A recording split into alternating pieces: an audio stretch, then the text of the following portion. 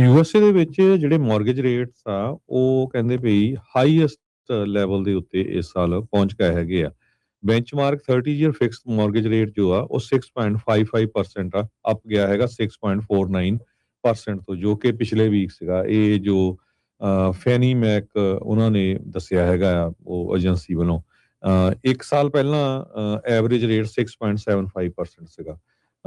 Hire mortgage rates ਦਾ ਮਤਲਬ ਇਹ ਆ ਵੀ ਤੁਹਾਡੀ ਜਿਹੜੀ ਮਾਰਗੇਜ ਦੀ ਪੇਮੈਂਟ ਆ ਉਹ ਜ਼ਿਆਦਾ ਹੋਊਗੀ ਜਦੋਂ ਤੁਸੀਂ ਘਰ ਖਰੀਦਣਾ ਹੈਗਾ।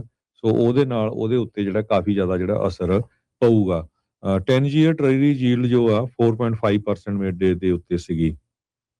ਤੇ ਪ੍ਰੈਜ਼ੀਡੈਂਟ ਟਰੰਪ ਉਹਨਾਂ ਦਾ ਜਿਹੜਾ ਚੇਂਜ ਕਰਨ ਦਾ ਫੈਡਰਲ ਰਿਜ਼ਰਵ ਬੋਰਡ ਦੇ ਹੈੱਡ ਨੂੰ ਇਹੀ ਸੀਗਾ ਵੀ ਕਿਸੇ ਨਾ ਕਿਸੇ ਤਰ੍ਹਾਂ ਜਿਹੜਾ ਇੰਟਰਸਟ ਰੇਟ ਆ ਉਸ ਨੂੰ ਘਟਾਇਆ ਜਾਵੇ, ਪਰ ਇੰਟਰਸਟ ਰੇਟ ਉੱਪਰ ਜਾ ਰਿਹਾ ਕਿਉਂਕਿ ਇਨਫਲੇਸ਼ਨ ਹਜੇ ਵੀ ਕਾਫੀ ਹਾਈ ਹੈਗੀ ਆ।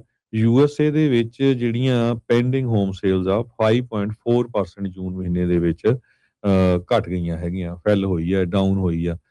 ਸੋ ਇਹ 0.3% ਡਾਊਨ ਆ ਪਿਛਲੇ ਸਾਲ ਨਾਲੋਂ। ਇਹ ਨੈਸ਼ਨਲ ਐਸੋਸੀਏਸ਼ਨ ਆਫ ਰੀਅਲਟਰਸ ਆ ਉਹਨਾਂ ਨੇ ਇਹ ਦੱਸਿਆ ਹੈ ਜੀ। ਜੀ। ਯੂਐਸਏ ਦੇ ਵਿੱਚ ਜਿਹੜੇ ਮਾਰਗੇਜ ਰੇਟਸ ਆ ਉਹ ਕਹਿੰਦੇ ਵੀ ਹਾਈਐਸਟ ਲੈਵਲ ਦੇ ਉੱਤੇ ਇਸ ਸਾਲ ਪਹੁੰਚ ਗਏ ਹੈਗੇ ਆ। Benchmark 30 year fixed mortgage rate ਜੋ ਆ ਉਹ 6.55% ਆ, ਅਪ ਗਿਆ ਹੈਗਾ 6.49% ਤੋਂ, ਜੋ ਕਿ ਪਿਛਲੇ ਵੀਕ ਸੀਗਾ। ਇਹ ਜੋ ਫੈਨੀ ਮੈਕ ਉਹਨਾਂ ਨੇ ਦੱਸਿਆ ਹੈਗਾ ਆ ਉਹ ਏਜੰਸੀ ਵੱਲੋਂ। 1 ਸਾਲ ਪਹਿਲਾਂ ਐਵਰੇਜ ਰੇਟ 6.75% ਸੀਗਾ। ਹਾਇਰ ਮਾਰਗੇਜ ਰੇਟਸ ਦਾ ਮਤਲਬ ਇਹ ਆ ਵੀ ਤੁਹਾਡੀ ਜਿਹੜੀ ਮਾਰਗੇਜ ਦੀ ਪੇਮੈਂਟ ਆ ਉਹ ਜ਼ਿਆਦਾ ਹੋਊਗੀ ਜਦੋਂ ਤੁਸੀਂ ਘਰ ਖਰੀਦਣਾ ਹੈਗਾ। ਸੋ ਉਹਦੇ ਨਾਲ ਉਹਦੇ ਉੱਤੇ ਜਿਹੜਾ ਕਾਫੀ ਜ਼ਿਆਦਾ ਜਿਹੜਾ ਅਸਰ ਪਊਗਾ। 10 ਈਅਰ ਟ੍ਰੈਜਰੀ ਯੀਲਡ ਜੋ ਆ 4.5% ਮਿਡ ਦੇ ਉੱਤੇ ਸੀਗੀ। ਤੇ ਪ੍ਰੈਜ਼ੀਡੈਂਟ ਟਰੰਪ ਉਹਨਾਂ ਦਾ ਜਿਹੜਾ ਚੇਂਜ ਕਰਨ ਦਾ ਫੈਡਰਲ ਰਿਜ਼ਰਵ ਬੋਰਡ ਦੇ ਹੈੱਡ ਨੂੰ ਇਹੀ ਸੀਗਾ ਵੀ ਕਿਸੇ ਨਾ ਕਿਸੇ ਤਰ੍ਹਾਂ ਜਿਹੜਾ ਇੰਟਰਸਟ ਰੇਟ ਆ ਉਸ ਨੂੰ ਘਟਾਇਆ ਜਾਵੇ, ਪਰ ਇੰਟਰਸਟ ਰੇਟ ਉੱਪਰ ਜਾ ਰਿਹਾ ਕਿਉਂਕਿ ਇਨਫਲੇਸ਼ਨ ਹਜੇ ਵੀ ਕਾਫੀ ਹਾਈ ਹੈਗੀ ਆ। ਯੂਐਸਏ ਦੇ ਵਿੱਚ ਜਿਹੜੀਆਂ ਪੈਂਡਿੰਗ ਹੋਮ ਸੇਲਸ ਆ 5.4% ਜੂਨ ਮਹੀਨੇ ਦੇ ਵਿੱਚ ਘਟ ਗਈਆਂ ਹੈਗੀਆਂ, ਫੈਲ ਹੋਈ ਹੈ, ਡਾਊਨ ਹੋਈ ਆ। ਸੋ ਇਹ 0.3% ਡਾਊਨ ਆ ਪਿਛਲੇ ਸਾਲ ਨਾਲੋਂ। ਇਹ ਨੈਸ਼ਨਲ ਐਸੋਸੀਏਸ਼ਨ ਆਫ ਰੀਅਲਟਰਸ ਆ ਉਹਨਾਂ ਨੇ ਇਹ ਦੱਸਿਆ ਹੈ ਜੀ। ਜੀ। ਯੂਐਸਏ ਦੇ ਵਿੱਚ ਜਿਹੜੇ ਮਾਰਗੇਜ ਰੇਟਸ ਆ ਉਹ ਕਹਿੰਦੇ ਵੀ ਹਾਈਐਸਟ ਲੈਵਲ ਦੇ ਉੱਤੇ ਇਸ ਸਾਲ ਪਹੁੰਚ ਗਏ ਹੈਗੇ ਆ।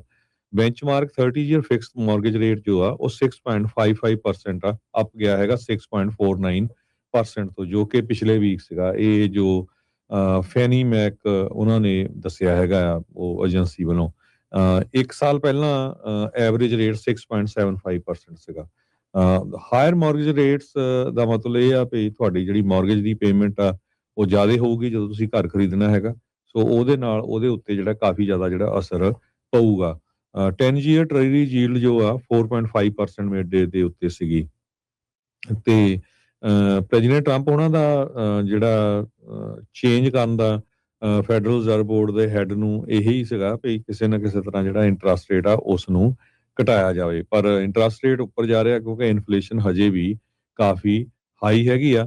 ਯੂਐਸਏ ਦੇ ਵਿੱਚ ਜਿਹੜੀਆਂ ਪੈਂਡਿੰਗ ਹੋਮ ਸੇਲਸ ਆ 5.4% ਜੂਨ ਮਹੀਨੇ ਦੇ ਵਿੱਚ ਘਟ ਗਈਆਂ ਹੈਗੀਆਂ, ਫੈਲ ਹੋਈ ਹੈ, ਡਾਊਨ ਹੋਈ ਆ।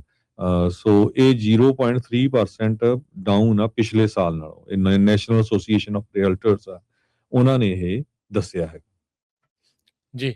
ਜੀ।